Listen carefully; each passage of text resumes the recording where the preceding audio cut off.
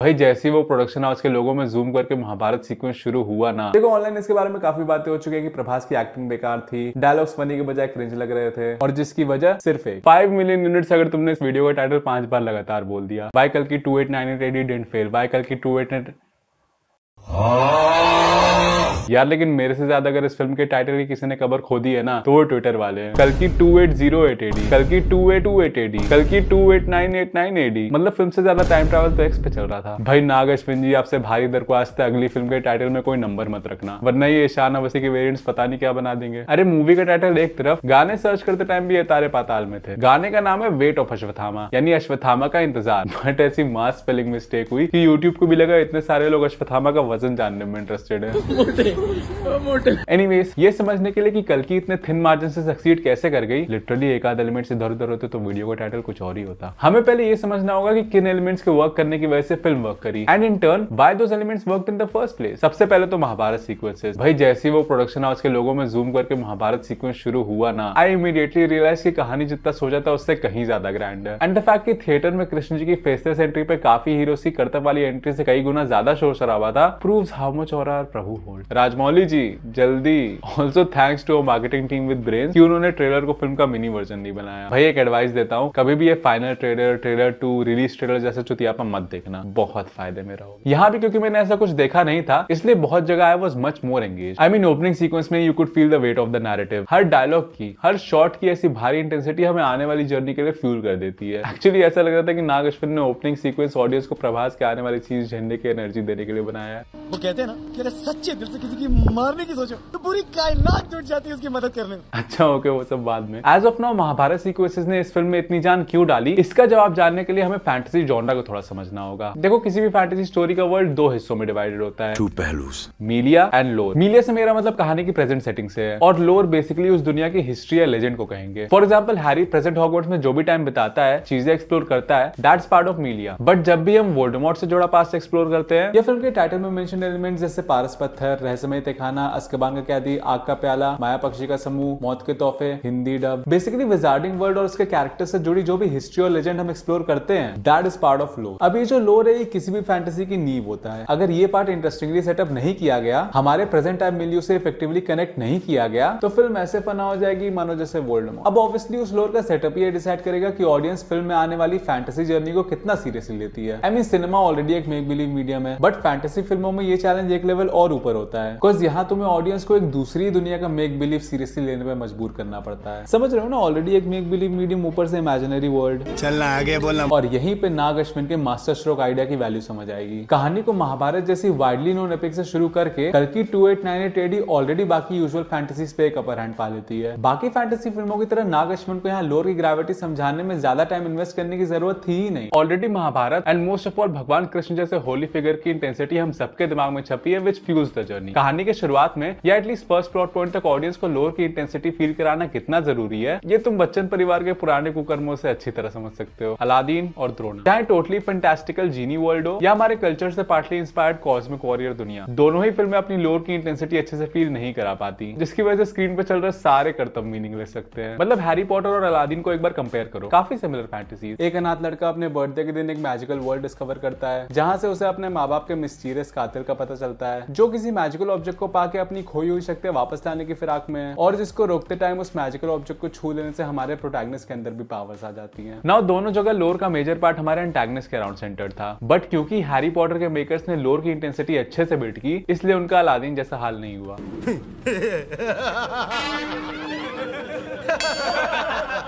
और ऐसा उन्होंने कैरेक्टर्स पे लोर का इन्फ्लुएंस दिखा के अचीव किया। शुरुआत से हम देखते हैं कैसे बाकी कैरेक्टर्स खौफ के साथ वोल्डेमॉर्ट की बातें करते हैं। And who owned that wand? We do not speak his name. He who must not be named did great things. And his name was... Maybe she wrote it down. Voldemort. Voldemort. I reckon he's out there still. Too tired to carry on. And hence जब आगे plot directly इस लोर को explore करता है तब ऐसे ही buildup की वजह से हम एज ऑडियंसेस प्लॉट में एंगेज रहते हैं, इसे सीरियसली लेते हैं। वहीं दूसरी तरफ अलादीन में थ्रू आउट द फिल्म हम रिंग मास्टर या उसके वापस पावर हासिल करने वाले कॉन्फ्लिक्ट को सीरियसली ले ही नहीं पाते, बिकॉज फर्स्ट हाफ पे उसके लोर के अराउंड हमें कोई इंटेंसिटी फील ही नहीं कराई जाती। बात तो सही है। आई डोंट नो तुम में से कितनों को फिल्म देखते वक्त नजर आया होगा कि कल की उन फैंटेसी फिल्मों में से है जो एक एडवेंचर राइड की तरह होती हैं, जहां कहानी की शुरुआत से एक मेगा इवेंट अनफोल्ड होने लगता है। इट्स एज इफ अभी तक नॉर्मली चल रही दुनिया में अचानक से एक बड़े इवेंट को अंजाम देने के लिए अलग अलग एलिमेंट्स साथ आते जाते हैं। अगर इन एडवेंचर फैंटेसीज और यूजुअल फैंटेसीज में डिफरेंस समझना है तो for example Harry Potter and the Philosopher's Stone एक यूजुअल फैंटेसी होगी, बट डेथली हैलोस एक एडवेंचर राइड वाली फैंटेसी। Perfect example Infinity War. Thanos के रूप में एक मेगा इवेंट ट्रिगर होता है जो सारे कैरेक्टर्स को वन बाय वन मानो पजल पीसेस की तरह एक ग्रेटर प्लान का हिस्सा बना देता है। ऐसी फिल्मों का एग्जांपल मैं इसलिए दे रहा हूं because more than any other fantasy लोर की इंटेंसिटी अच्छे से एस्टैब्लिश करना इन फन एडवेंचर राइड वाली फैंटेसीज में सबसे ज्यादा इंपॉर्टेंट होता है। ये बड़ी अच्छी बात कही। सिंपली बिकॉज एक एडवेंचर राइड टाइप प्लॉट में सब कुछ इतना रैपिडली अनफोल्ड होने की वजह से इमोशंस फील कराने वाले लोर को एस्टैब्लिश करने की या कैरेक्टर को अच्छे से सेटअप करने की स्पेस मिल ही नहीं पाती। वैसे एक फिल्म है जो इस केस को परफेक्टली समझा देगी, लेकिन क्या? देखो आई नो इस फिल्म का एक और मेंशन मेरे आधे सब्सक्राइबर्स उड़वा सकता है, बट अब तुम लोगों ने कल की में प्रभास की कॉमेडी झेल दी है तो आई गेस ये भी झेल ही लोगे।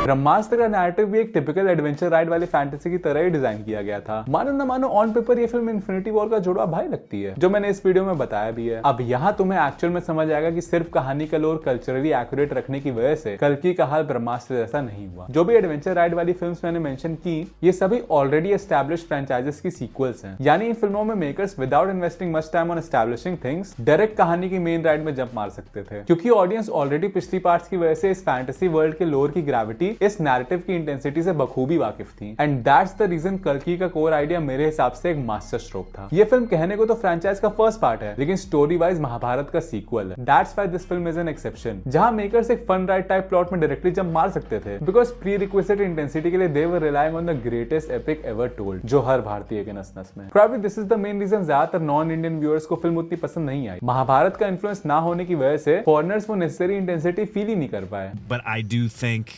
because of the symbolism and representation of things that are so familiar to so many Indians, I think that it'll have a broad appeal to an Indian audience. I don't know how much of the broad it'll have a broad appeal to anyone outside of that audience. Gotcha. Comic Con के time ही बोल देना चाहिए था कि इस film को enjoy करने के लिए तुम्हें करीबन 10,000 पेजेस, 1 लाख के ऊपर श्लोक या ओवरऑल 1.8 मिलियन वर्ड्स पढ़ने पड़ेंगे। And you thought Marvel is producing too much content. मेरे साथ अन्याय हुआ है। नाउ अगर हम विजुअल स्टोरी टेलिंग के नजरिए से देखें तो चीजें और बेटर समझ आएंगी। वैसे तो मैंने इस वीडियो में बाहुबली को एनालाइज करके विजुअल स्टोरी टेलिंग डिटेल में समझाई है, द गुड ओल्ड डेज जब सिनेमा के वीडियोस 20 मिनट के ऊपर नहीं जाते थे। बट डोंट वरी, एक ब्रीफ रिवीजन से सब याद आ जाएगा। और जिन्होंने चैप्टर नहीं पढ़ा, आसान भाषा में लिंक पे क्लिक कीजिए। तो बेसिकली अच्छी विजुअल स्टोरी टेलिंग और बुरी विजुअल स्टोरी टेलिंग में मेन अंतर इसी बात का होता है कि आप स्क्रीन पे दिखाए जा रहे लैविश विजुअल्स को कितना मीनिंग दे पा रहे हैं। यही मीनिंग देने के लिए फिल्म मेकर्स सिंबल्स को स्टोरी टेलिंग में सबसे पॉपुलर सेट ऑफ पे ऑफ की टेक्निक के साथ यूज करते हैं। फॉर एग्जांपल दोनों फिल्मों का इंटरवल ब्लॉक ले लो, एक तरफ बाहुबली को अलग ही हाई पे ले जाता है, वहीं दूसरी तरफ कल्कि की इज्जत बचा लेता है। Easily proved by my father's reaction to the first half. अभी तक तो चाटा है,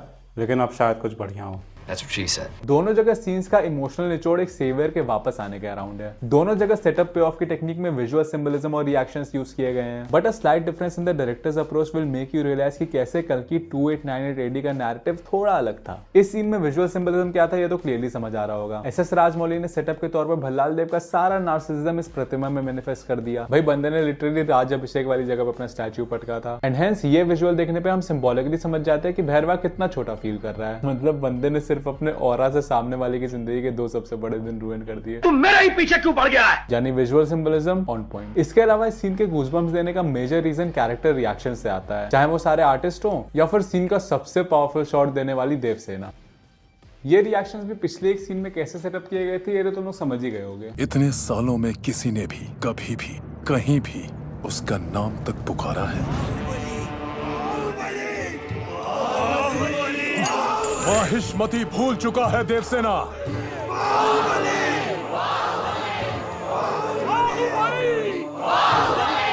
उसका नाम सिर्फ जुबानों से नहीं, यादों से भी मिट चुका है।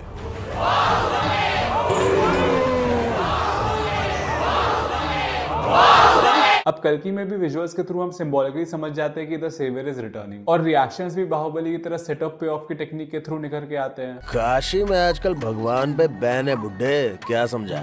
वो नक्षत्र देख रहे हो? कॉम्प्लेक्स को पता चल गया ना तो गया तू। आज से 6000 साल पहले दिखा था। अच्छा ये बता, कुत्ते पे क्यों बैठा हुआ है तेरा ये भगवान? पुराणों में बताया गया समय आ चुका है। और नाम क्या है इसका? कहते हैं कि ये मूर्ति काशी के रक्षक की है, लौट आए। तुम अपनी आंखों से देखोगे कि ये कहानी सच है। काशी में भगवान लौट आए।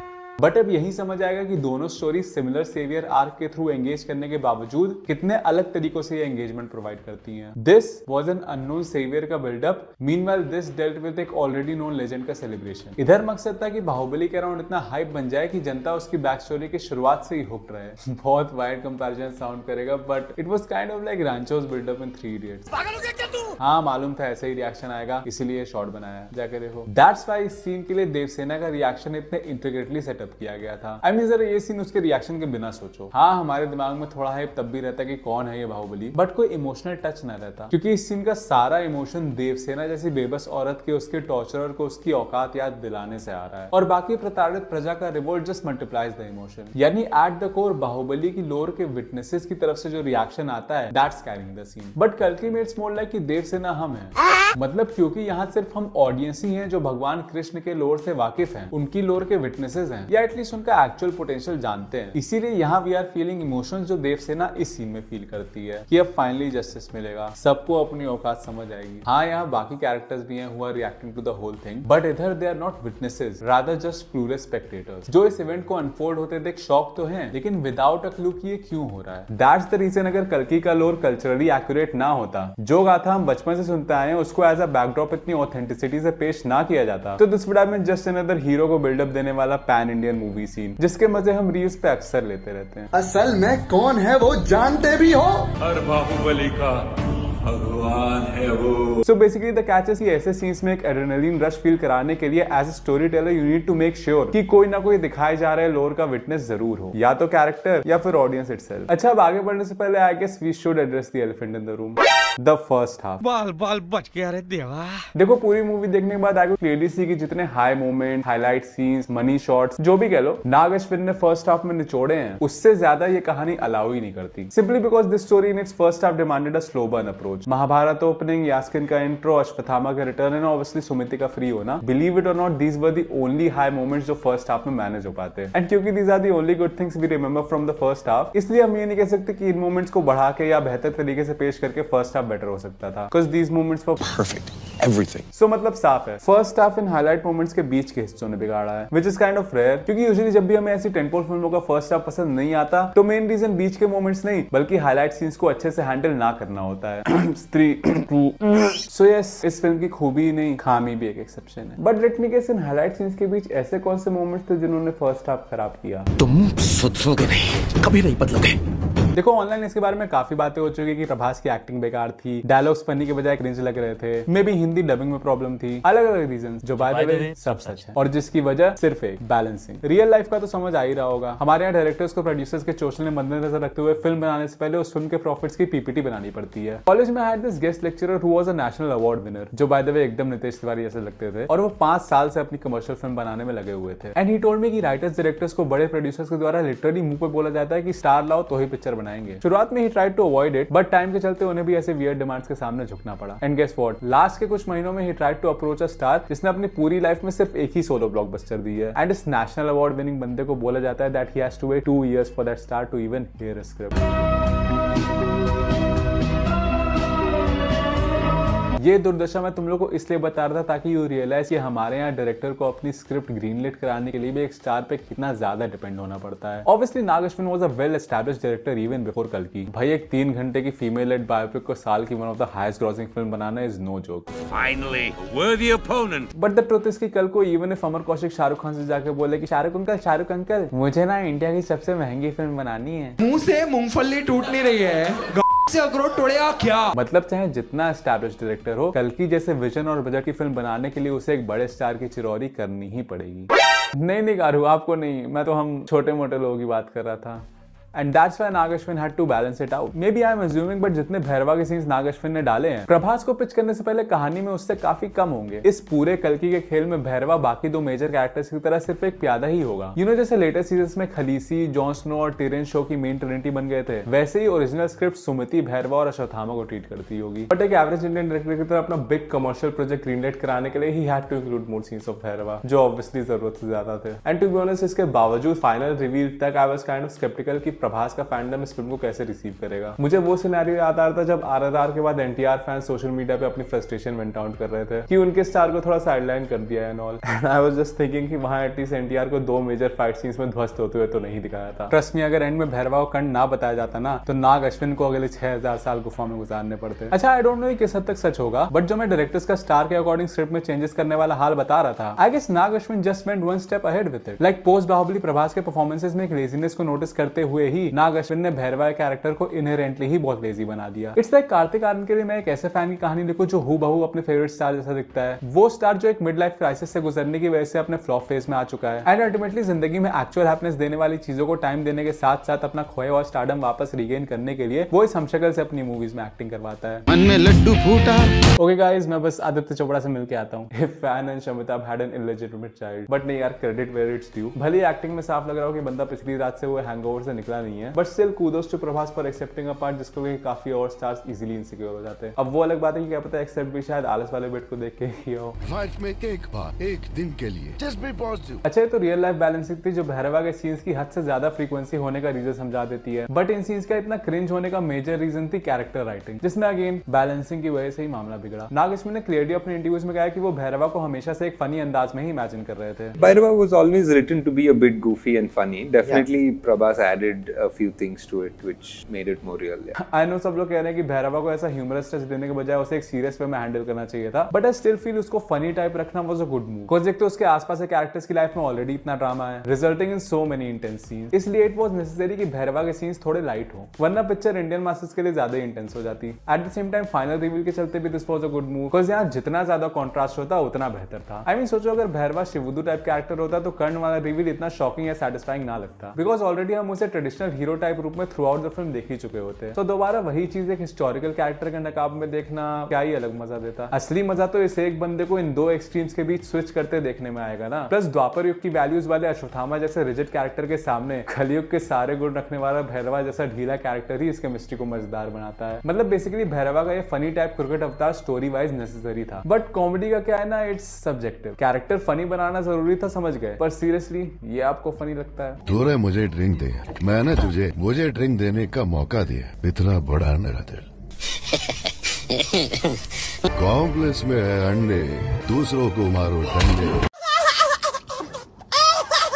क्रिंज के अलावा at the very core Bhairahawa के सीन्स सबको बहुत रुके हुए फील हो रहे थे, एज इफ उसके सीन्स में स्टोरी आगे बढ़ ही नहीं रही हो। एंड इट्स सिंपली बिकॉज बाकी कैरेक्टर्स की तरह भैरवा के सीन्स में एक सेंस ऑफ प्रोग्रेशन नहीं था। फॉर एग्जांपल सुमति के हर सीन में हम उसकी स्टोरी डेवलप होते हुए देखते हैं। पहले उसका डेली रूटीन, अपने सामने वूम एक्सट्रैक्ट होते हुए देखना, उसकी प्रेगनेंसी का पता लगना, कॉम्प्लेक्स के गार्ड को उसका सीक्रेट पता चलना, उसके वूम का एक्सट्रैक्शन, दी इंटरवल एस्केप। बेसिकली सुमति के हर सीन में उसकी कहानी बिट बाय बिट प्रोग्रेस करती रहती है। यास्किन भी ऑल्दो सिर्फ एक सीन में फीचर होता है, बट उसके पहले जब भी उसका मेंशन होता है तो हर बार हमें एक नया पीस ऑफ एक्सपोजिशन मिलता है। कौन है वहाँ पर? इस सब का कारक है वो 200 साल का एक राक्षस, सुप्रीम यास्किन। सुप्रीम का मांगा हुआ फॉर्मूला बहुत आगे है इंसानी डीएनए से। सुप्रीम को सीरम चाहिए, तेरी एक्सप्लेनेशंस नहीं। यानी यास्किन का लोर भी लाइन बाय लाइन प्रोग्रेस ही करता है, चाहे बानी का गांडीव डिस्कवर करके उसकी शक्तियां विटनेस करना हो या फिर राया का भाग कर अश्वत्थामा को डिस्कवर करना। सपोर्टिंग कैरेक्टर्स का प्रोग्रेस भी हमें सीन बाय सीन नजर आता है, बट भैरवा के केस में बताने के लिए सिर्फ ये होता है that he is the greatest fighter and उसे कॉम्प्लेक्स से इतना ज्यादा प्यार है कि वो वहां जाने के लिए किसी को भी धोखा दे सकता है। बस यही चीज हम भैरवा को डेडिकेटेड फर्स्ट हाफ के 35 मिनट में बार बार देखते हैं, and that's a lot of screen time, because first half के 87 मिनट्स में सारी लोअर बिल्डिंग और बाकी सभी कैरेक्टर्स के स्टोरी प्रोग्रेशन को सिर्फ 52 मिनट्स दिए जाते हैं, एंड बचे पूरे 35 मिनट यही सब चलता है। हम दोनों कॉम्प्लेक्स में थे, फ्रेश फूड बच्चे कॉम्प्लेक्स में मिलता है, एक तमाम तेरी जिंदगी बदलने वाली है। मतलब कॉम्प्लेक्स जाऊँ मैं, मेरा कॉम्प्लेक्स। टॉक्स। That's like 60-40 का ratio, enough to explain the toxic side of star worshipping that our country is often consumed by। मतलब साफ है, भैरवा की स्टोरी लाइन को एक प्रोग्रेशन देके ही फर्स्ट हाफ का इतना रुका हुआ फील होना फिक्स हो सकता था। एंड इसके लिए ज्यादा कुछ नहीं, नाग अश्विन के विजन को ही थोड़ा हिला डुला के देखते हैं। ये कैसे इशारे कर रहा था? ये क्या मतलब है इसका? भैरवा के इस 35 मिनट के बीएस में अगर कोई चीज जेन्युइनली एंगेजिंग थी तो वो है उसके कैप्टन के साथ बैक स्टोरी। सच में throughout the film Bhairava के कैरेक्टर के टुवर्ड्स इतनी क्यूरियोसिटी जनरेट नहीं होती जितनी इस एक फ्लैशबैक ने कर दी थी। It was so fresh. So I guess Bhairava के सीन्स को थोड़ा इंटरकनेक्टेड दिखा के और उसमें यही कैप्टन की बैक स्टोरी आगे बढ़ा के we could have got the necessary progression. मतलब ओपनिंग फाइट सीन मोर और लेस वैसा ही रहता। अब इतनी फैन सर्विस तो झेल ही सकते हैं। हसदे चेहरिਆਂ ਦਾ मतलब ये नहीं ਹੁੰਦਾ कि उन्होंने कोई तकलीफ नहीं होती। हाँ, बस एक चेंज ये होता है कि इस बंदे पे 5000 नहीं 10,000 की बाउंड्री होती और भैरवा को जगाने के लिए वैसे ही क्वर्की अंदाज में ये बंदा बाउंड्री बढ़ाता भी। तेरे लिए स्पेशल हो। पहले 20 के, फिर 40 एंड देन 50, जिसको सुन के फाइनली भैरवा फाइट करने को रेडी हो जाता। अब अगला अंडे वाला सीन काफी अलग होगा। आई मीन भैरवा के सभी सीन्स काफी डिसजॉइंटेड फील होते हैं, एज इफ हम उसको बस रैंडम चीजें करते हुए देख रहे हैं। बाउंटी हंटर्स को धोना, वेंडर से अंडा खरीदना, कॉम्प्लेक्स जाना, पीप आके अपना फ्यूचर पता लगाना। ये भले ही इंडिविजुअली इंटरेस्टिंग मोमेंट्स लगे बट साथ में देखने पर they just feel like a drag, specially जब बाकी कैरेक्टर्स की स्टोरीज में सीन बाय सीन थ्रिल बढ़ता ही जा रहा है। ऑल्सो इस फिल्म का एडवेंचर राइड टाइप नैरेटिव इस प्रॉब्लम को और उभार के लाता है। I mean imagine infinity war में सारे कैरेक्टर्स साथ हो रही भसड़ के बीच में हम थॉर और रॉकेट को नोवेल जाते समय रास्ते में कुछ खाने पीने का सामान लेते हुए देखते, या फिर स्टार लॉर्ड भंड होकर डॉक्टर स्ट्रेंज से अपना भविष्य पता लगवाता। राधे राधे गुरुजी, मेरे चरणों में आपका कोटि कोटि प्रणाम। या फिर कैप्टन एंड टीम का एक पूरा गाना होता जहां वो वकांडा और उसके अजूबे एक्सप्लोर कर रहे होते हैं। सब रैंडम लगता है ना, इसीलिए चीजों को हम इधर थोड़ा इंटरकनेक्टेड रखेंगे। 50 के यूनिट्स पाने के बाद भैरवा ल्यूक और भुज्जी से बात करते टाइम बताता है कि वो इन यूनिट से किसी के लिए गिफ्ट लेगा। फिल्म की तरह we would see him buying the item, but ये रिवील नहीं होता कि उसके अंदर क्या है। उसके बाद obviously we would have the back story as it is, बस एक माइनर एडिशन के साथ। एक आध डायलॉग या एक्सप्रेशन के थ्रू हम ये कम्युनिकेट करेंगे कि कैप्टन से मिले धोखे की वजह से ही भैरवा ऐसा है। अगर कैप्टन धोखा ना देता तो शायद भैरवा आगे चल के किसी एक साइड से लड़ने की हिम्मत जुटा पाता। ऑल्सो उसको आज तक इस बात का डाउट होता है कि उसने कैप्टन को इतने इजीली कैसे डबल क्रॉस कर दिया। उसे डाउट है कि मे बी कैप्टन चाहता था कि वो उसे डबल क्रॉस करे, you know some master plan sort of shit. इसी मिस्ट्री पे we land this topic and now एक फनी मिनी मोन्टाज में हम भैरवा को बचे कुछ पैसों से खुद के लिए अच्छे कपड़े वगैरह लेते देखते हैं। Kind of like a super mini version of Harry and Hagrid in छूमंतर गली। घर जाके भैरवा प्रॉपर रेडी भी होता है एज इफ किसी डेट पे जा रहा हो। यहीं पे थोड़े बहुत लेजेंडरी ब्रह्मानंदम के किराए वाले गैग्स हो जाएंगे एंड देन भैरवा सब गिफ्ट वगैरह लेके किसी के घर को निकलता है। रास्ते में ल्यूक और भुज्जी सरप्राइज होते हैं कि ये सेल्फिश आदमी किसी के लिए इतना कैसे कर सकता है। The door opens and we see it's Roxie. Situation दोनों के बीच सेम ही है कि भैरवा को रॉक्सी से मिले टाइम हो गया and Roxy is really upset with him. फिर ऐसे ही लड़ते हुए स्टाइल में भैरवा रॉक्सी को मनाने की कोशिश करता है एंड फाइनली जब कोई पैतरा काम नहीं आता तो भैरवा अपना 45,000 यूनिट्स का गिफ्ट निकालता है, which is ultimately revealed to be an egg. Actually मेरे हिसाब से चाहे अंडा हो या फिर futuristic parrot astrology, Nag Ashwin ने ये मोमेंट्स हमारे टेम्परेरी अम्यूजमेंट के लिए ही डाले। It's one of the most common tropes in fantasy movies, जहां हम कैरेक्टर्स को प्लॉट से थोड़ा साइड हटके एक नई दुनिया के एलिमेंट्स एक्सप्लोर करते देखते हैं। जैसे मल्टीवर्स ऑफ मैडनेस में स्ट्रेंज और शावेज का अर्थ 838 घूमना, आबरा कटाबरा में शानू का जादुई स्कूल लाइफ एक्सपीरियंस करना। नहीं। हाँ, जैसे लव स्टोरी 2050 में करण का फ्यूचरिस्टिक मुंबई एक्सप्लोर करना। क्या हो गया तुम्हें? अच्छा जीप दिखाओ। बेसिकली एक हटके एनवायरनमेंट को एक्सप्लोर करने के ट्रोप को जिंदा रखते हुए इधर रॉक्सी और भैरवा इस अंडे के बारे में ऐसे बात करेंगे एज इफ कोई चमत्कार देख लिया हो। मे बी अंडे को पकाते हुए भी दिखा सकते हैं, which will extend the comic moment. फिर कैंडल लाइट टाइप सेटिंग में उसे खाते हुए जब रॉक्सी का गुस्सा शांत हो जाता है एंड भैरवा को लगने लगता है कि उसका इंप्रेस करना सक्सेसफुल हो गया, देन बातों बातों में वो उसकी कॉम्प्लेक्स में लगने वाली जॉब के बारे में पूछता है कि कहां तक प्रोग्रेस पहुंचा। अचानक से बहुत ही सस्पेंस वाला माहौल हो जाता है। भैरवा की शक्ल एक ऐसे स्टूडेंट की तरह हो जाती है जिसका रिजल्ट आने वाला हो एंड फाइनली रॉक्सी रिप्लाई करती है कि उसकी जॉब लग गई। भैरवा के मन में लड्डू फूट रहे होते पर वो दिखा नहीं सकता, वरना रॉक्सी विल नो कि वो सिर्फ कॉम्प्लेक्स जाने के लिए उसे इतना इंप्रेस कर रहा था। फिर बातों बातों में वो उसे कन्विंस कर लेता है to take him to complex. Now इससे क्या हुआ कि ये सभी सीन्स इंटरकनेक्टेड हो गए। भैरवा की स्टोरी थोड़ी प्रोग्रेस होती हुई लगने लगी, बट रुको असली धमाका तो कॉम्प्लेक्स के अंदर जाके होगा। यहाँ पे ऑब्वियसली हम कोई गाना वाना नहीं रखने वाले, बिल्कुल नहीं। एक बार मौत के मुंह से निकल के आ गए बहुत मुश्किल है। मे बी हम कॉम्प्लेक्स के अलग अलग लेवल वियर्ड चीजें लिफ्ट से ही देखें। प्रॉब्ली जैसे फैंटास्टिक बीस्ट में एक ही गो में सारे बीस्ट को एक्सप्लोर कर लिया जाता है, जो अगेन वो फैंटेसी जॉनरा के एक्सप्लोर करने वाले ट्रोप की वजह से अम्यूजिंग लगेगा। एंड देन एक फ्लोर पे लिफ्ट फॉर सम रीजन थोड़ी देर के लिए रुकेगी। रॉक्सी सरप्राइज होकर भैरवा को पीछे देखने को कहती है एंड फाइनली भैरवा अपना सपना अपनी आंखों के सामने देख पाता है, which is basically that natural heaven जो हमने गाने में एक्सप्लोर होते हुए देखा था। बट डोंट वरी, यहाँ ये लोग अंदर नहीं जाएंगे, बस पहली बात तो डोर्स उस तरफ खुलेंगे नहीं, एंड दूसरी बात it was a bad decision to make Bhairava explore that natural heaven. हालांकि आई नो ये सब बस प्रभास का रन टाइम बढ़ाने के लिए और उनके डाई हार्ड फैंस को नाचने का मौका देने के लिए किया गया, but still it was like Bapu को तुम क्लाइमैक्स से पहले ही गोल्ड दे देते। मुन्नी इंटरवल में ही अपने माँ बाप से वीडियो कॉल में बात कर लेती। जोया जेएनयू में नायक की तरह कुंदन को एक दिन का बॉयफ्रेंड बना लेती।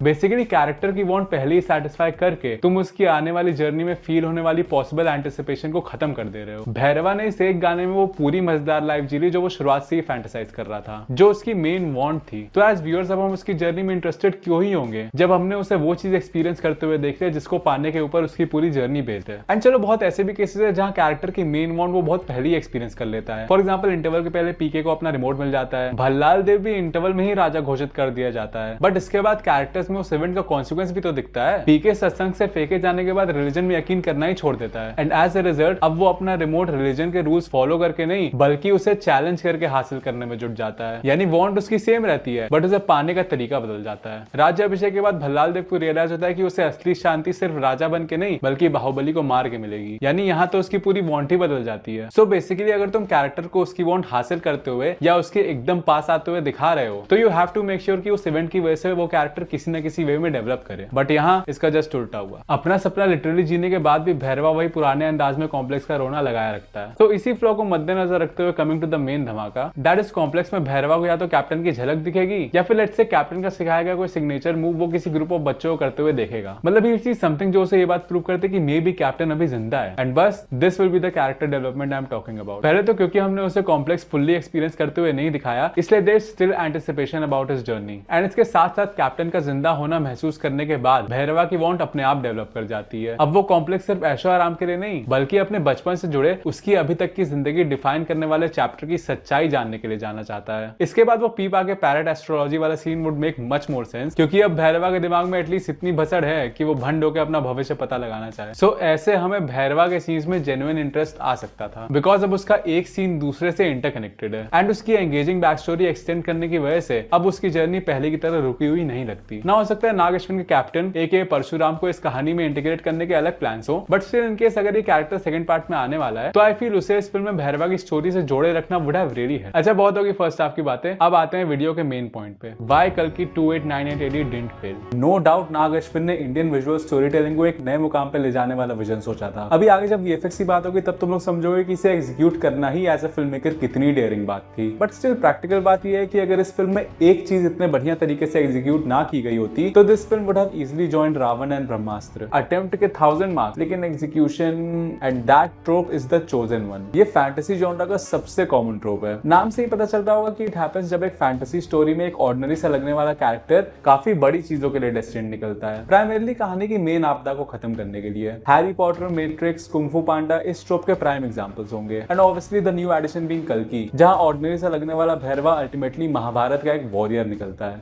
आई मीन जस्ट इमेजिन अगर एंड में ट्विस्ट ना होता तो क्या इतनी देर से चला आ रहा slow burn narrative worth it लगता? बिल्कुल नहीं। रिव्यूज की तो काया पलट हो जाती है अगर ये मोमेंट अच्छे से पुल ऑफ ना किया गया होता। एंड ये टास्क कितना डिफिकल्ट है इसका अंदाजा तुम इसी बात से लगा सकते हो कि द्रोणा, चांदनी चौक टू चाइना और अलादीन में भी इस ट्रोप को पुल ऑफ करने की कोशिश की गई थी। तो आखिर नाग अश्विन और बाकी साउथ फिल्म मेकर्स ऐसा क्या करते हैं कि उनके केस में ये चोजन वन का नैरेटिव इतने लाजवाब रिजल्ट्स देता है? सबसे पहले तो structure. Okay, I am not somebody जो स्टोरी टेलिंग में स्ट्रक्चर से टोटली ऑब्सेस्ड रहता है। Studio Binder I feel it's just like any other tool जो तुम अपनी कन्वीनियंस के हिसाब से as a story teller use कर सकते हो, बट समटाइम्स इसको भूलना बहुत महंगा पड़ सकता है। टेक फॉर एग्जांपल कि कैसे तुम ऐसे मोमेंट स्टेज करते हो। द्रोणा जब रिलीज हुई थी तो आई नो तुम में से आधे लोग पालने में ही होंगे और बच्चे आधे जो उस समय बड़े भी होंगे। आई एम डैम श्योर कि उन्होंने भी ये फिल्म घंटा नहीं देखी होगी। मैंने खुद इस वीडियो के लिए देखी है। But just for the context, अपना हैरी पॉटर वाला फेज याद है? ऑब्वियसली याद होगा। Tarak Mehta and Harry Potter, the only two franchises in pop culture जिसका एडिक्शन हम सबकी जिंदगी का हिस्सा कभी ना कभी रहा है। तो उस एडिक्टिव फेज में याद है कैसे हम अपनी हैरी पॉटर फैंटेसी बुल दिया करते थे?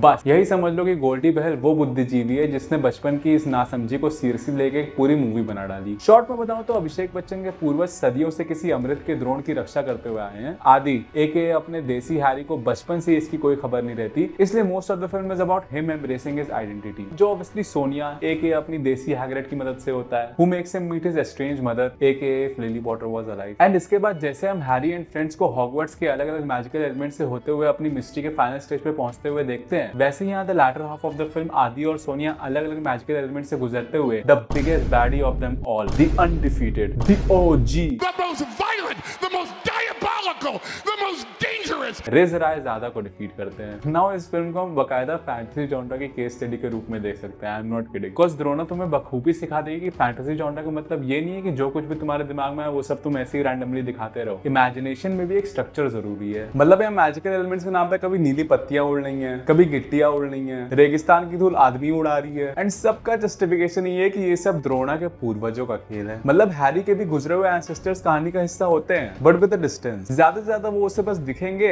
और चंद शब्दों का वार्तालाप करेंगे। वोल्डेमॉर्ट से बचाने के लिए उसे हवा में उड़ाते नहीं फिरेंगे। द पॉइंट इज कि इतना डायरेक्ट इन्वॉल्वमेंट दिखा के तुमने पहले ही अपनी फैंटेसी को बचकाना बना दिया। जहां समझ में आया कि क्या लिखें वहां पूर्वजों को मदद करता दिखा दो। थोड़ा डायरेक्ट इन्वॉल्वमेंट दिखाना है तो मेक श्योर तुम्हारे पास एक स्ट्रॉन्ग लोर हो कि मे बी द्रोणा के पूर्वजों ने एक पर्टिकुलर जगह हजारों की तादाद में सैक्रिफाइस दिया था, जिसकी वजह से वहां कोई जादू काम नहीं करता। Keeping all the upcoming Drona save their. या फिर कल्कि जैसा कुछ करो जहां भगवान कृष्ण की लीला ऐसी ब्लेटेंटली नहीं दिखाई जाती कि प्रेग्नेंट सुमति का रास्ता पार कराने के लिए आग पे पानी बरस गया। रादर वहां विंड को इस तरीके से आग को सेपरेट करता दिखाया है जैसे यमुना नदी ने कृष्ण जी के जन्म पे वासुदेव को रास्ता दिया था। यानी एक सुप्रीम पावर को हेल्प करते हुए दिखाया जरूर, बट उसका भी सिग्निफिकेंस लोर से जोड़े रखा। अगर लोर से कनेक्शन हटा भी दे तो बाकी कोइंसिडेंटल चीजें जो किसी सुप्रीम पावर की लीला लगती हैं, they are also very intricately set up. For example Ashwatthama का मणि, अगर गोल्डी बहल पिक्चर बनाते तो अश्वत्थामा को वो मणि 6000 साल बाद उसी मंदिर के किसी मूर्ति में मिलता, बट नाग अश्विन ने फिल्म के शुरुआत से ही उस मणि की जर्नी दिखाई। सबसे बेस्ट एग्जांपल क्लाइमैक्स। अगर गोल्डी बहल पिक्चर बनाते तो थॉर के हैमर की तरह कर्ण का विजय धनुष भी अचानक से उड़ते हुए भैरवा के हाथ में लैंड कर जाता, बट नाग अश्विन ने सिर्फ इस मूवमेंट के लिए शुरुआत से इस पेड़ की जर्नी दिखाई। पहले एकदम बंजर, फिर सुमति के आने तक थोड़े पत्ते उग जाते हैं, बारिश की वजह से और ग्रोथ होती है, एंड फाइनली भैरवा की लगाई आग के झोंके से वो पत्ता विजय धनुष को भैरवा के हाथ में पहुंचा देता है। सो इसी चाहे मणि हो, एक कम्युनिटी का सीक्रेट पेड़ हो, आग के बीच रास्ता निकलना, 6000 साल बाद सफेद घोड़े का नक्षत्र दिखना, जब इन अलग अलग एलिमेंट्स की सिग्निफिकेंस, इनकी किसी लोर से बिलोंगिंग, इनकी जर्नी इतने इंट्रिकेटली दिखाई जाती है, तब जाके एक सुप्रीम पावर का इंटरवेंशन कन्विंसिंग लगता है। ये नहीं कि जहां जरूरत पड़े वहां अलग अलग चीजें उड़वा के पूर्वजों पे थोप दो। मतलब एक तरफ सिंबल्स को प्रॉपर्ली सेटअप करके उनके हाईलाइट मोमेंट्स लाए गए, वहीं इधर अचानक से द्रोणा की इकट्ठा की गई गिट्टियां सुनहरे रावण की तरह आपस में चिपक जाती हैं, जिसपे कड़ा रखने से एक रोशनी ऊपर जाती है, जहां कछुए से भी धीरे चल रहे इस प्लॉट को आगे बढ़ाने का मेन जरिया मिलता है, एक चावल का दाना।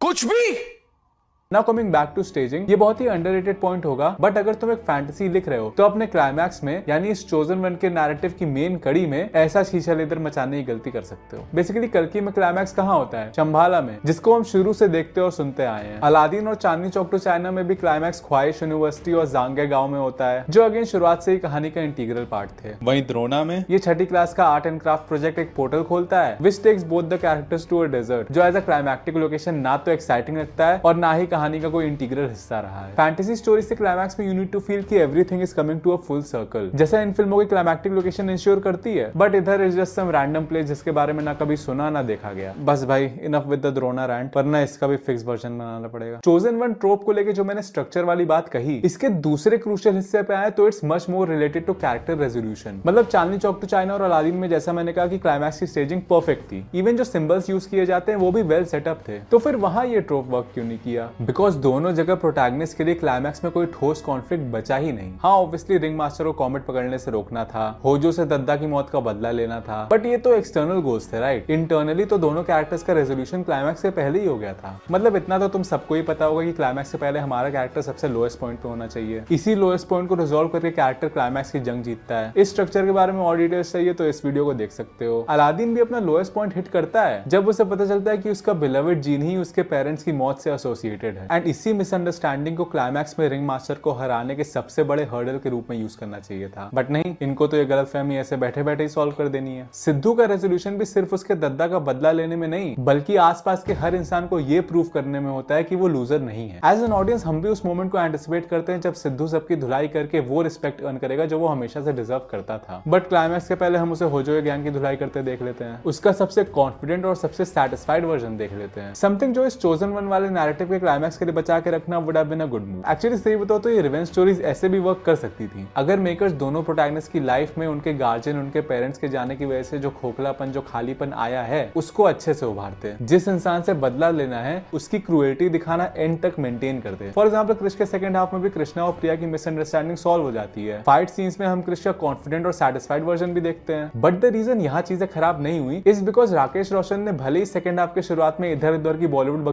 की, but then second second half के मिड पॉइंट से लेके क्लाइमैक्स तक ही हैड रोहित का आधा बचा हुआ फ्लैशबैक, डॉक्टर आर्या के रोहित को टॉर्चर करने वाले सीन्स एंड स्पेशली कृष्णा के ऐसे मोमेंट्स जहां वो अपने पिता से इतने टाइम अलग रहने का दर्द एक्सप्रेस कर रहा हो। 20 साल से उसने एक माँ को अपने बेटे से और एक बेटे को अपने बाप से अलग रखा। तेरे पापा का श्राद्ध है, उस दिन तुझे यहाँ रहकर बेटे का फर्ज निभाना है। आप फिक्र मत कीजिए, मैं बेटे का हर फर्ज निभाऊंगा। यानी उन्होंने विलेन की क्रूएल्टी और उसके कारनामों की वजह से हीरो की लाइफ में आए खालीपन पे फोकस करके अपनी फिल्म बचा ली। अलादीन के सेकंड हाफ का भी यही स्ट्रक्चर है, मिड पॉइंट तक बॉलीवुड फिर वहां से लेके क्लाइमैक्स तक सीरियस स्टफ, बट उस सीरियस स्टफ में हमें कोई भी ऐसा मोमेंट नहीं मिलता जहां अलादीन की लाइफ में उसके माँ बाप के ना होने का खालीपन दिखे, रिंग मास्टर के टुवर्ड्स एक उबलता फ्रस्ट्रेशन दिखे। भाई अपने माँ बाप का दर्द भरा फ्लैशबैक जानने के 2 मिनट बाद ये बंदा उन्हीं के कातिल के साथ नाच रहा होता है। And Chandni Chowk to China में आई मस्ट एडमिट कि खालीपन वाले सीन सेकंड हाफ के मिड पॉइंट तक काफी अच्छे थे। It's just that Rakesh Roshan की तरह सुजॉय घोष ये चीज मिड पॉइंट के बाद अच्छे से मेंटेन नहीं कर पाते, प्राइमरली इस सीक्वेंस की वजह से। वैसे इसका भी एक एक्सप्लेनेशन है कि कैसे ऐसी स्टोरीज में टेंशन का ग्राफ ग्रो करते रहना चाहिए, बट उसके लिए रिकमेंड वाई रावण फेड वाला वीडियो, वरना ये कल्कि का नहीं चांदनी चौक का वीडियो बन जाएगा। बेसिकली ये जो भी मैंने कैरेक्टर रेजोल्यूशन को क्लाइमैक्स तक संभल के मेंटेन करने का ज्ञान दिया, ये नाग अश्विन ने कल्कि में काफी अच्छे से पुल ऑफ किया। यहाँ कॉम्प्लेक्स जाने के लिए सुमति को किडनैप करने के एक्सटर्नल गोल के साथ भैरवा अश्वत्थामा को हराना चाहता है ताकि इंटरनली उसका ईगो सेटिस्फाई हो पाए। आई मीन पहले हुई फाइट के बाद से हम भैरवा को अलग ही रंग में देखते हैं, एज इफ हर मोमेंट हम उसके मेल ईगो को जलते हुए देख रहे हो कि कैसे एक रैंडम बुड्ढा उसे हरा के चला गया। दैट्स व्हाई कल्कि का क्लाइमैक्स चांदनी चौक और अलादीन की तरफ फीका नहीं लगता। अब फाइनली जरा उस ट्विस्ट की बात करते हैं जो काफी south primarily Telugu film makers ने इस चोजन वन ट्रोप को दिया है। चाहे हैरी हो, रियो हो, सिद्धू या फिर अलादीन, हर चोजन वन नैरेटिव में शुरुआत से एस्टैब्लिश कर दिया जाता है कि ये कैरेक्टर ही चोजन वन यानी कहानी का मसीहा है। I'm Harry Potter. So is it true? After he died, the Oracle prophesied his return and that his coming would hail the destruction of the Matrix. I believe that search is over. तू पिछले जन्म में चीन का बहुत बड़ा बहादुर राजा था, लू शेंग। तो जीनीज ने इसे चुना है मुझे रोकने के लिए। भले ही आगे कहानी में आसपास वालों को या इवन उस कैरेक्टर को खुद पे शक हो, लेकिन एटलीस्ट पता तो रहता है कि एंड में यही सबको बचाने वाला है। बट कल्कि में इस चीज को एक सरप्राइज रखा जाता है। शुरुआत से हमें एक हिंट भी नहीं दिया जाता कि भैरवा का महाभारत से कोई रिलेशन हो सकता है। ज्यादा से ज्यादा उसे काशी का रक्षक बोल दिया जाता है, which I feel more than a hint was a misdirection, कि हम अपने दिमाग में उसे काशी का रक्षक मान ले ताकि एंड में the Karna connection feels more surprising. And ये ट्विस्ट नाग अश्विन की इंडिविजुअल सोच से ज्यादा तेलुगु फिल्म में चले आ रहे एक बहुत पुराने ट्रेंड से है। ना हो सकता है बाकी इंडस्ट्रीज में ये होता आ रहा हो, तुम लोग बता सकते हो if you know those films, but मैंने तो मेनली तेलुगु फिल्म्स में ऐसे ट्विस्ट देखे हैं जहां शुरुआत से कोई और इमेज लेके चलने वाला हीरो एंड में पूरे खेल का मसीहा निकलता है। And at the very core chosen one वाला ट्रोप यही तो है, एक ऑर्डिनरी कैरेक्टर को किसी हायर पावर, एक लार्जर आइडिया से कनेक्ट कर देना। इस ट्रोप का मेन है इसी चीज की वजह से तो मिलता है। इसका सबसे metaphorical version I guess RRR के क्लाइमैक्स में था, जहां अलूरी सीताराम राजू को श्रीराम जैसी हायर पावर से मेटाफोरिकली कोरिलेट कर दिया गया। ऑल्सो कल्कि में एडवांटेज एक अनलॉयल प्रोटैगनिस्ट का भी था, जैसे लेट्स से जैक स्पैरो और a cheap copy of a Jack Sparrow, जहां तुम्हें पता ही नहीं होता कि हीरो किस साइड है, या फिर मोमेंटरली अगर हीरो एंटागनिस्ट लोगों की साइड होता है तो तुम सोचते हो कि वो प्रोटैगनिस्ट की साइड से कब और कैसे लड़ेगा। एंड ऐसे कैरेक्टर्स के लिए that particular moment off switch is very crucial. तुम कैरेक्टर को ब्लेटेंटली बोलते हुए नहीं दिखा सकते कि अब मैं हीरो की साइड हूं। अगर ऑडियंस की तरफ से सीटियां तालियां पानी है तो उस कैरेक्टर के एक्शंस के थ्रू ये चीज कम्युनिकेट करनी पड़ेगी। यूजुअली तो कोई नॉर्मल सा एक्शन होता है, जैसे फिरंगी मल्ला का पूरी जेल को बेहोशी वाला लड्डू खिलाना, विच सिंपली इज, बट कल्कि में स्विच वाले मोमेंट को हायर पावर से कनेक्ट करने वाले मोमेंट से मर्ज कर दिया गया। यानी एक ही मोमेंट में हमें दो चीजों का हाई मिलता है, भैरवा को एक लार्जर आइडिया से कनेक्ट होते देखने का और उसको फाइनली प्रोटैगनिस्ट की साइड से लड़ते देखने का। Best of both world. Trust me, ये लार्जर आइडिया से कनेक्ट करने वाला ट्रोप इतना स्ट्रॉन्ग है कि अगर ब्रह्मास्त्र क्लाइमैक्स में प्यार की आग के बजाय हम शिवा को ऐसे किसी वे में देखते तो अभी सीक्वल्स की शूटिंग चल रही होती। तो ओवरऑल एक कल्चरली एक्यूरेट लोर को एडवेंचर राइड टाइप प्लॉट में घुसेड़ के स्टार वर्शिप की वजह से रुके हुए सीन्स को अच्छी विजुअल स्टोरी टेलिंग से कॉम्पेंसेट करके और चोजन वन ट्रोप में सैटिस्फाइंग कैरेक्टर रेजोल्यूशन के तौर पे एक सरप्राइजिंग ट्विस्ट ऐड करने की वजह से कल्कि 2898 AD didn't fail. Why Kalki 2898 AD didn't fail? Why Kalki 2898 AD didn't fail? Why Kalki 2898 AD didn't fail? Why Kalki 2898 AD didn't fail? Why Kalki 2... अरे यार